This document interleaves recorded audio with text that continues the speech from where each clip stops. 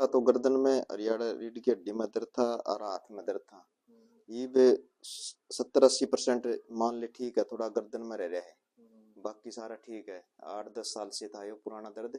कई जगह घनी जगह हांड लिया था, 8-10 जगह में कोई फर्क नहीं लगा। हाँ, अब यहाँ से थोड़ा फर्क है।